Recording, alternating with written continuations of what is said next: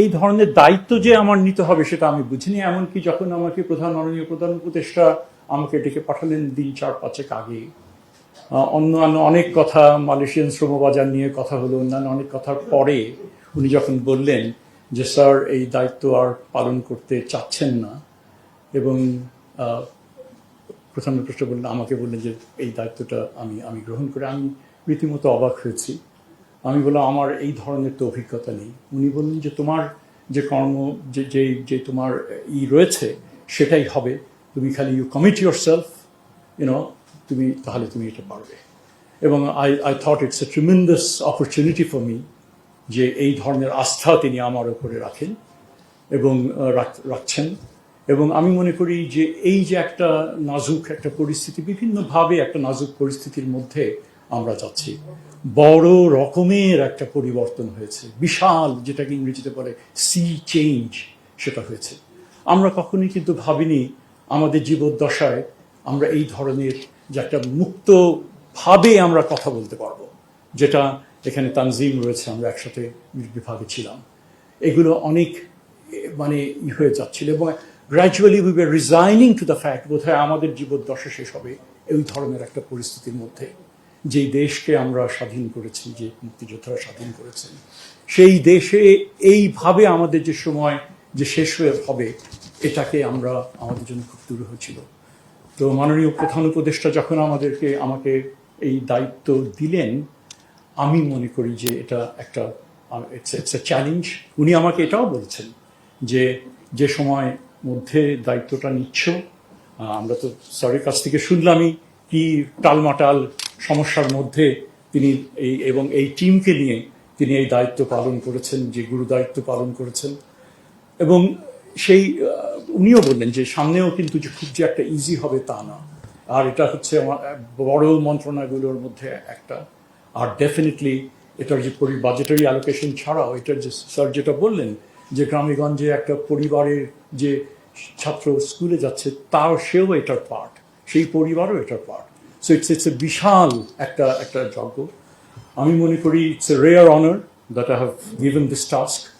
আমি এটাও মনে করি যে আপনাদের মতো যোগ্য লোকজন এখানে আছেন, ভাই যেটা বললেন যে যেভাবে তারা দায়িত্ব সামলেছে, সমস্যা আছে, সমস্যা থাকবে, এবার আমি মনে করি আপনাদের সহযোগিতা নিয়ে আমরা অবশ্যই যে একটা গুরু দায়িত্ব, সেই গুরু দায়িত্ব আমরা পালন করব।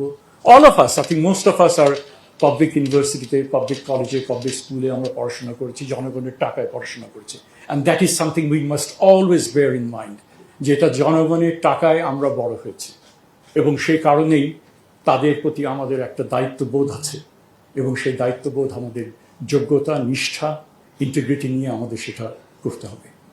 তো এতটুকু আমাকে বিভিন্ন সময়ে দায়িত্ব পাওয়ার কথা কানাঘুষা যখন চলছে, বিশেষ করে কালকের সন্ধ্যার পর থেকে পত্রিকাগুলো বলেছে আপনার কি করতে চান, আপনার ভিশন কি, রীতিমতো একটা বিষয়ের মধ্যে পড়েছিলাম, তবে এবং সেটা আমার চিন্তাকে গোছাতেও সাহায্য করেছে।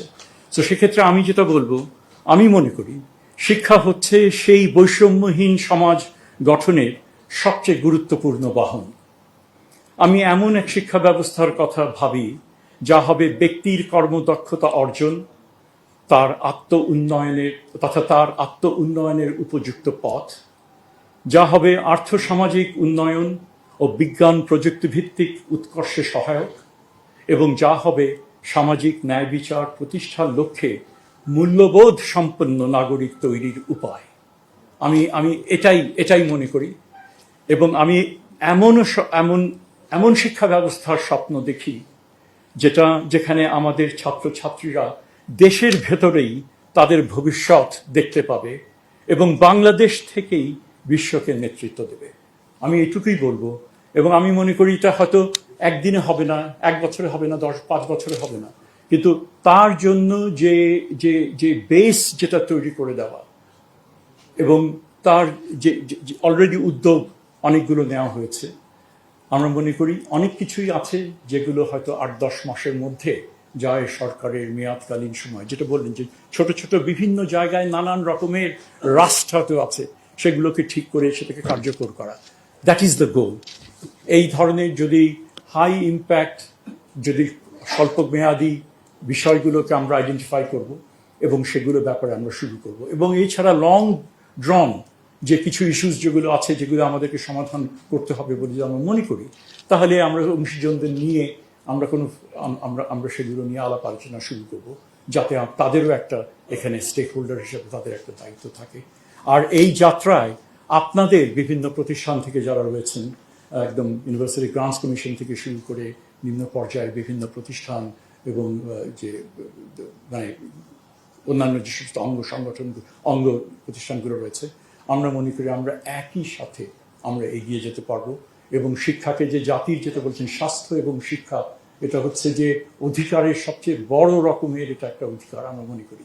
এবং ফাউন্ডেশনাল সেক্টর, এই ফাউন্ডেশনাল সেক্টরকে আমরা যে দায়িত্ব আমাদের উপর অর্পিত হয়েছে, আমরা আশা করি সেই দায়িত্ব আমরা যৌথভাবে পালন করব। সহযাত্রী হিসেবে আমরা সবাই থাকব।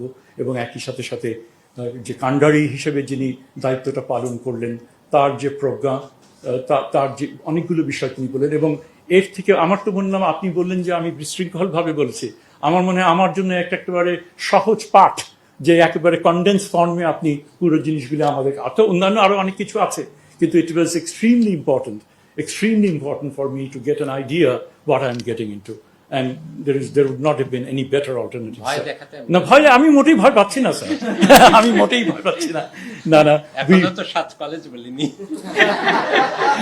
সেটা তো আপনি বলেছেন প্রাইভেটলি আপনি আমাকে বলবেন 2-1 দিনের মধ্যেই।